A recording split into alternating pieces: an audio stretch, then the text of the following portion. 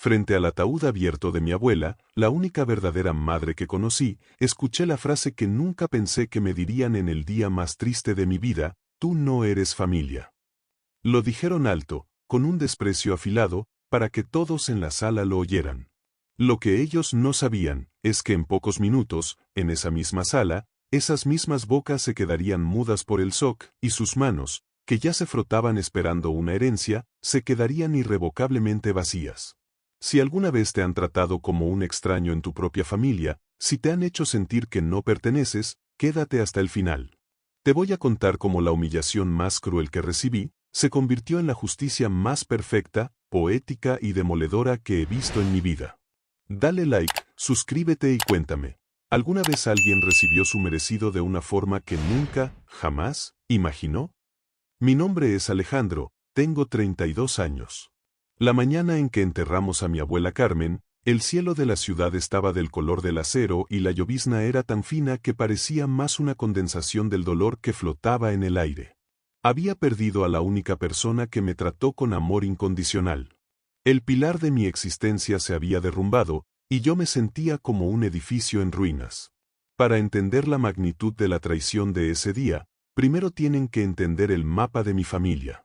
Mi historia familiar es una geografía de ausencias. Mi padre, el hijo de Carmen, fue un cometa que pasó por mi vida, brillante, distante y fugaz.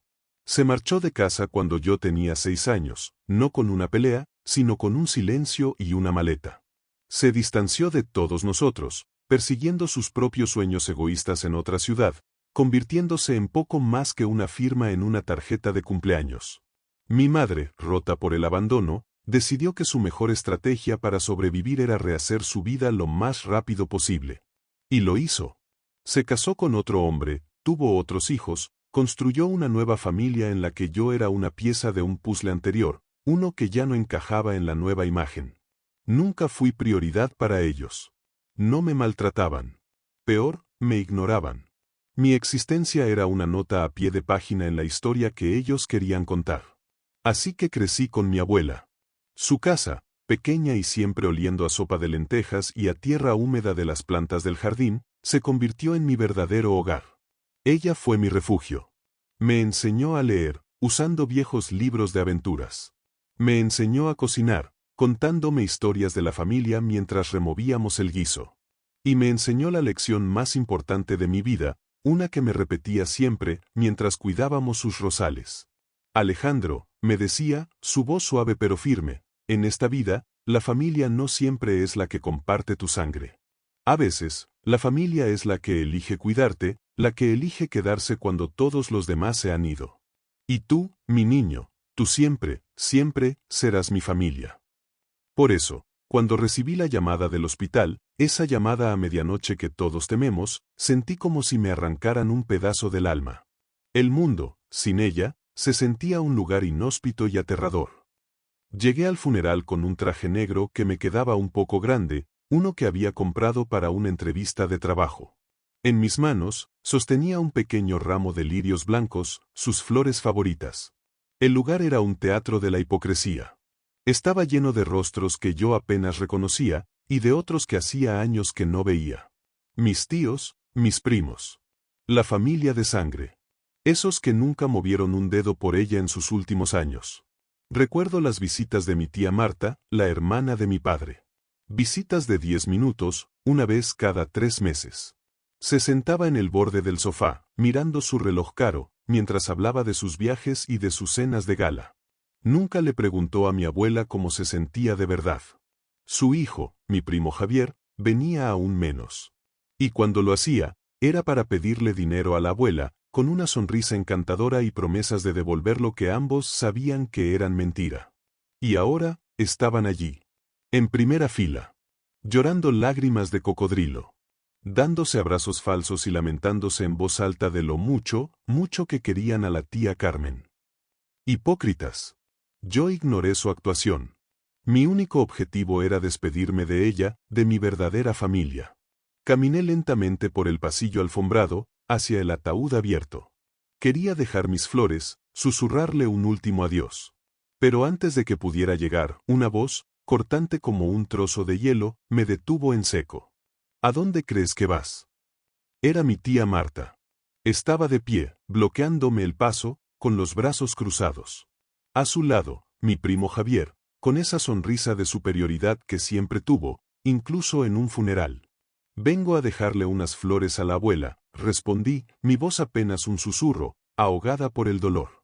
Mi tía soltó una risa seca, un sonido horrible que profanó el silencio de la sala. ¿Abuela? Por favor, no seas ridículo. Tú, dijo, casi escupiendo las palabras, no eres familia. Por un segundo, pensé que había escuchado mal, que el dolor me hacía oír cosas.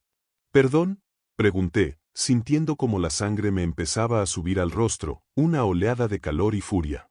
Lo que has oído, intervino mi primo Javier, dando un paso al frente, invadiendo mi espacio. Este momento, aquí, junto a ella, es para la familia de verdad. Los que llevamos su sangre, los que tenemos derecho. Tú solo eras, el chico que ella acogió por lástima. Un proyecto de caridad. Tu lugar no es aquí, en primera fila. Vete al fondo. Con los amigos y los vecinos. El mundo se detuvo. Las miradas de todos se clavaron en mí. Vi a algunos primos lejanos susurrar entre ellos, tapándose la boca. Vi a otros tíos mirar al suelo, profundamente incómodos, pero absolutamente cómplices con su silencio. Me sentí desnudo, humillado, expulsado en el momento de mi mayor vulnerabilidad. Sentí un nudo en la garganta, una mezcla de rabia y un dolor tan profundo que me costaba respirar. Quería gritar. Quería reventarle la cara a mi primo.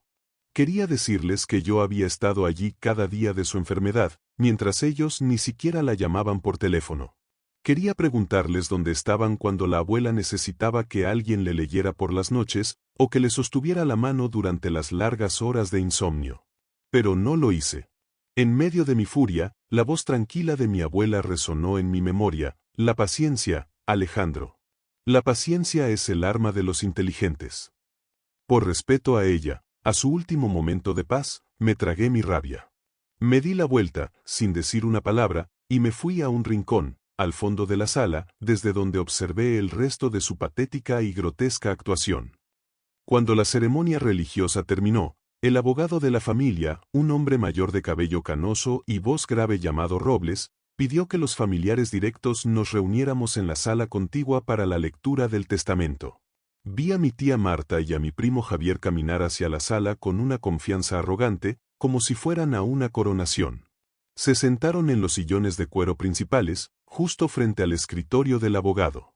El resto de los tíos y primos se acomodaron a su alrededor, como una corte de buitres esperando el reparto del cadáver. Yo me quedé de pie, en la esquina, junto a la puerta. El "no eres familia" todavía ardía en mis oídos como un hierro candente. El abogado Robles se sentó, se puso sus gafas de leer y abrió un sobresellado con lacre. El silencio en la sala era absoluto, denso por la codicia y la expectación. Procedo a dar lectura a las últimas voluntades de la señora Carmen López. Comenzó, su voz grave y solemne. Yo, Carmen López, en pleno y total uso de mis facultades mentales, evaluadas y certificadas, declaro lo siguiente: a mis sobrinos y a sus hijos, a quienes he visto tan poco en mis últimos años y cuyo cariño ha sido tan escaso como sus visitas, les dejo mi más sincero y último consejo: cuiden a las personas que dicen querer antes de que sea demasiado tarde. El tiempo, a diferencia del dinero, no se puede heredar ni recuperar. La sala se quedó helada. Mi tía Marta miró al abogado, confundida. ¿Eso es todo? ¿Y la casa? ¿Las cuentas bancarias? El abogado la ignoró y continuó leyendo, con una calma deliberada. Habiendo dejado clara mi voluntad con respecto a mi familia de sangre, a la que tanto quise y de la que tan poco recibí al final, procedo ahora a nombrar a mi único y universal heredero legítimo. El silencio fue tan profundo que pude escuchar el zumbido de las luces del techo. Vi a mi primo Javier enderezarse en su asiento, una sonrisa de triunfo empezando a dibujarse en sus labios. Mi amado nieto, Alejandro Gómez. Las caras se transformaron. Fue como ver una película a cámara muy lenta. La sonrisa de Javier se congeló y se convirtió en una mueca de incredulidad. Los labios de mi tía Marta, los mismos que me habían llamado "no eres familia", se apretaron en una línea fina y blanca, como si hubiera mordido un limón. Sus ojos, antes llenos de arrogancia, ahora estaban abiertos como platos, llenos de un pánico puro. El abogado continuó, su voz impasible, cada palabra un martillazo. Todo mi patrimonio, incluyendo la casa familiar, las cuentas bancarias, los fondos de inversión y todos mis bienes personales, sin excepción alguna, pasan a ser de su único y total propiedad. Y entonces, el abogado hizo una pausa. Se quitó las gafas. Y añadió la estocada final, la que mi abuela había diseñado con una precisión de cirujano. La señora Carmen, además, ha dejado una nota personal para explicar su decisión. Tomó otra hoja del sobre. A mi sobrina Marta, leyó, la voz de mi abuela hablando a través de él, que en mi último año de vida encontró tiempo para asistir a 27 almuerzos sociales pero no para una sola visita a mi cama de hospital, le dejo todos mis álbumes de fotos. Para que, al menos en imágenes, recuerde cómo era el rostro de la gente que la quería de verdad. A mi sobrino nieto Javier, continuó, quien en su última visita me dijo que mi casa olía a viejo y a enfermedad, le dejo la tarea de construir su propio hogar, con un aroma que sea de su agrado. Ya que de mí no recibirá ni un solo ladrillo para ello. Quise contener la sonrisa, pero fue imposible. No por el dinero, sino por ella. Porque incluso después de irse, desde el más allá, me estaba defendiendo. Estaba haciendo justicia. Mi tía Marta se levantó de un salto, su rostro rojo de furia. Esto es una broma, es un fraude, ese chico la manipuló, estaba senil. No, señora, respondió el abogado con una calma glacial, no es una broma. Como ya he dicho, la señora Carmen fue evaluada por 2 psiquiatras diferentes un mes antes de firmar este testamento. Su estado mental era perfectamente lúcido. Este documento es legal, está notariado, y hay 3 testigos. Es inexpugnable.